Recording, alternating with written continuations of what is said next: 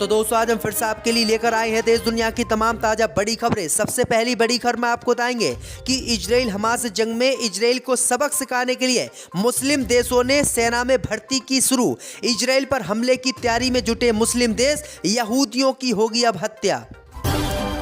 Gaza पट्टी में Israel की सेना से लड़ने के लिए हमास ने उतारे 40,000 लड़ाके, तो इजराइल के सैनिक देख देख कर सुरंगों में घुसे। बुरी तरीके से तड़पा कर गाजा पट्टी में मारे जा रहे हैं सैनिक।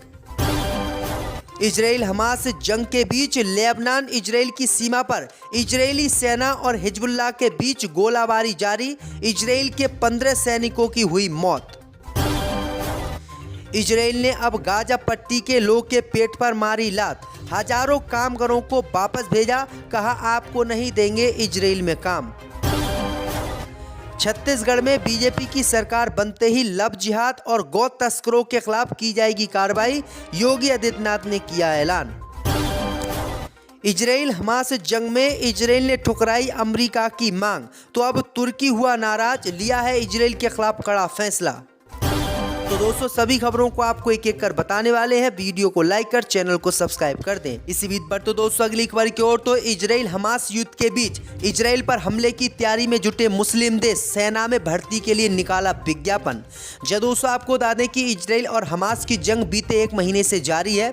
मुस्लिम देशों के मना करने के बाद भी इजराइल की सरकार लगातार गाजा पट्टी पर हमला कर रही है और युद्ध को नहीं रोक रही है, और इसी युद्ध में अब मुस्लिम देशों ने उतरने की तैयारी कर ली है। खबर सामने निकल कर आई दोस्तों कि मुस्लिम देशों की बात ना मानने से इजराइल से मुस्लिम देश नाराज हो गए हैं, और अब मुस्लिम देशों ने अपने यहां पर सेना में नौकरी का विज्ञापन निकाल दिया है।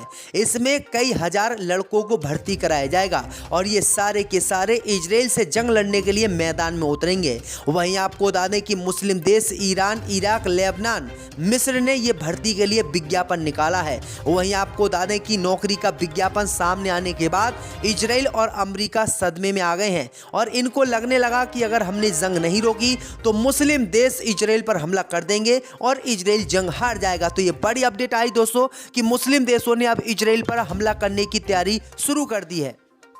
इसी बीच पर तो दोस्तों अगली खबर की ओर, तो इजराइल से गाजा पट्टी में जंग लड़ने के लिए हमास ने उतारे 40,000 लड़ाके, इजराइल की सेना फंसी।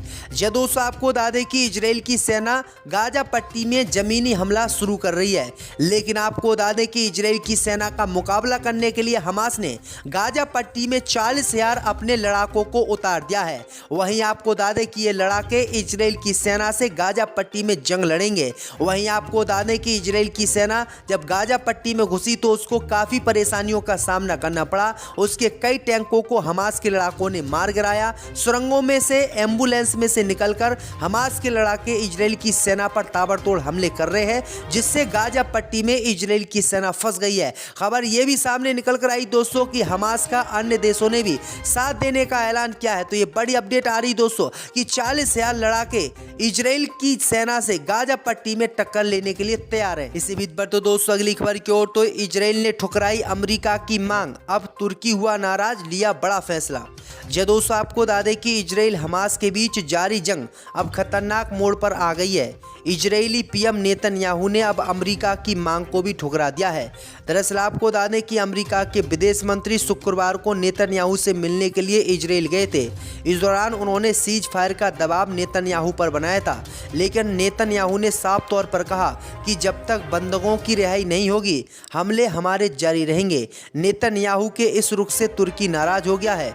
तुर्की ने इजराइल द्वारा संघर्ष विराम के आह्वान को अस्वीकार करने, गाजा में नागरिकों के खिलाफ हमले जारी रखने पर इजराइल से अपने राजदूत को वापस बुला लिया है। वहीं जॉर्डन के उप प्रधानमंत्री ने कहा कि हम भी तत्काल युद्ध विराम की मांग करते हैं और ये जंग खत्म होनी चाहिए, क्योंकि गाजा पट्टी में निर्दोष लोगों की जान जा रही है। वहीं आपको बता दें कि अब इजराइल ने जो अमेरिका की मांग ठुकराई है, वो मांग इजराइल को भारी पड़ सकती है, क्योंकि अब मुस्लिम देशों का साथ अमेरिका देगा और इजराइल का साथ अमेरिका अब छोड़ देगा, क्योंकि अमेरिका की बात अब इजराइल ने मानने से ही साफ इनकार कर दिया है। इसी बीच पर तो दोस्तों अगली खबर की ओर, तो इजराइल ने अब गाजा पट्टी के लोग के पेट पर मारी लात, हजारों कामगारों को भेजा वापस।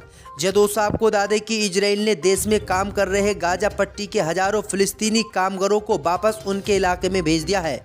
फिलिस्तीनी अधिकारियों द्वारा दी गई जानकारी के मुताबिक कुछ कामगार 7 अक्टूबर को दक्षिण इजराइल पर हमास द्वारा किए गए हमले के बाद से सील की गई सीमा को पैदल पार करते हुए दिखे। इन सभी को इजराइल हमास युद्ध शुरू होने के बाद से हिरासत में केंद्रों में रखा गया था। उन्होंने हिरासत केंद्रों में इजरायली प्राधिकारियों द्वारा हिंसक व्यवहार करने का आरोप लगाया। इजरायली सेना ने सभी इन आरोपों पर अभी कोई टिप्पणी नहीं की है। वहीं आपको बता दें कि कामगारों के पेट पर लात मारते हुए इजराइल की सरकार ने गाजा पट्टी में इन कामगारों को वापस भेजने का ऐलान किया है। तो ये बड़ी अपडेट आ रही दोस्तों। इसी बीच पर तो दोस्तों अगली खबर की ओर तो छत्तीसगढ़ में बीजेपी की सरकार बनते ही लव जिहादियों और गौ तस्करों के खिलाफ शुरू हो जाएगी कार्रवाई, योगी आदित्यनाथ ने किया ऐलान। दोस्तों आपको बता दें कि उत्तर प्रदेश में पहले चरण का मतदान 7 नवंबर को होना है। उससे पहले सभी दल और प्रत्याशी जबरदस्त तरीके से जनता तक पहुंचने का प्रयास कर रहे हैं। इस बीच खबर सामने निकल कर आई दोस्तों कि योगी आदित्यनाथ ने जो है छत्तीसगढ़ पहुंचकर कई योजनाओं की गारंटी दी। उत्तर प्रदेश के मुख्यमंत्री योगी आदित्यनाथ ने कहा कि छत्तीसगढ़ में जैसे ही बीजेपी की सरकार बनेगी, सबसे पहले हम लव जिहादियों के खिलाफ कार्रवाई करेंगे, लव जिहाद कानून लेकर आएंगे। उसके बाद जो गाय की हत्या करते हैं, गौ तस्करों के खिलाफ कार्रवाई करेंगे और गौ तस्करों पर कार्रवाई करके उनको जेल भेजा जाएगा। योगी आदित्यनाथ ने यह बातें छत्तीसगढ़ में की हैं, क्योंकि छत्तीसगढ़ में जल्दी विधानसभा के चुनाव होने हैं। इसी बीच पर तो दोस्तों अगली खबर की ओर तो लेबनान इजराइल सीमा पर इजरायली सेना और हिजबुल्लाह के बीच गोलाबारी। दोस्तों आपको बता दें कि इजरायल युद्धक विमानों ने शनिवार को लेबनान के साथ लगते सीमाई क्षेत्रों में हवाई हमले किए हैं, जबकि उग्रवादी समूह हिजबुल्लाह ने इजरायली सेना की कई चौकियों पर हमले किए हैं। ये मामला ऐसे समय हुआ है जब हिजबुल्लाह नेता सैयद हसन नसरुल्लाह ने शुक्रवार को कहा कि उसकी मिलिशियाई सीमा पर इजरायल के साथ अभूतपूर्व लड़ाई में जुटी हुई है। उसने क्षेत्र में संघर्ष और तेज होने की धमकी भी दी है। नसरुल्लाह ने कहा कि उसकी मिलिशियाई इजरायल हमास युद्ध से दूर रहने की अमेरिका की चेतावनियों से डरने वाली नहीं है। इसी बीच पर तो दोस्तों अगली खबर की ओर तो लंदन की सड़कों पर फिलिस्तीन के समर्थन में निकले 30,000 लोग, 29 को पुलिस ने किया गिरफ्तार। दोस्तों आपको बता दें कि इजराइल हमास जंग के बीच फ्रांस, ब्रिटेन और जर्मनी सहित कई यूरोपीय देशों में फिलिस्तीन के समर्थन में बड़े पैमाने पर विरोध प्रदर्शन हो रहे हैं। इससे निपटने के लिए यूरोप के देशों की पुलिस सख्त एक्शन भी ले रही है। अब खबर सामने निकल कर आई दोस्तों कि सेंट्रल लंदन के अलग अलग इलाकों में हुए प्रदर्शन में करीब 30,000 लोग शामिल हुए। ये लगातार चौथा शनिवार था जब यहां लोग फिलिस्तीन के समर्थन में सड़कों पर उतरे हैं।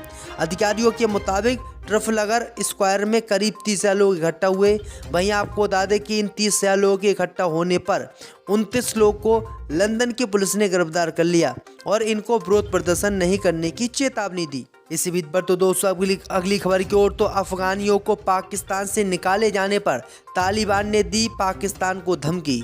दोस्तों आपको बता दें कि इन दिनों पाकिस्तान अपने मुल्क में रहने वाले लगभग 17 लाख बिना कागजात वाले अफगानियों को भगा रहा है। पाकिस्तान सरकार ने देश से बाहर जाने के लिए अफगानी रिफ्यूजी को 1 महीने का वक्त दिया था, जिसकी अवधि 1 नवंबर को पूरी हो गई।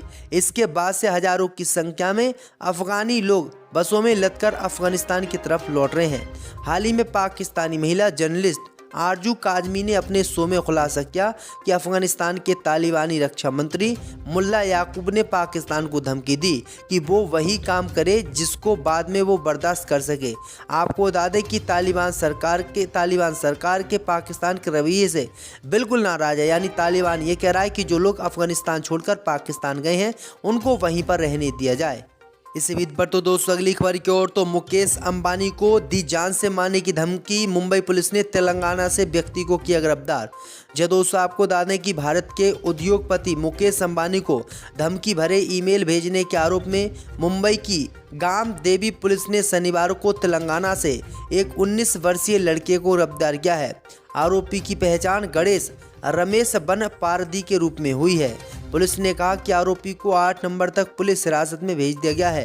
पिछले हफ्ते अंबानी को 5 ईमेल मिले थे जिसमें उनसे पैसे की मांग की गई थी। उन्हें जान से मारने की भी धमकी दी गई थी। कोई अहमियत नहीं है मेरी नज़र में। वो लाख बदल दें, किसी का नाम दिल नहीं बदलेगा।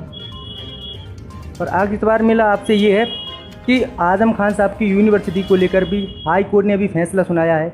आज़म खान की जो यूनिवर्सिटी की 471 एकड़ ज़मीन है, उसमें से अब कोर्ट ने फैसला सुनाया है कि 12.50 एकड़ यानी साढ़े 12 एकड़ ज़मीन ही यूनिवर्सिटी के ट्रस्ट को दी जाए, बाकी जो ज़मीन है उस पर सरकार कब्जा करे। इस पर आप क्या कहना चाहोगे? हम तो कहते हैं इसमें असल में जान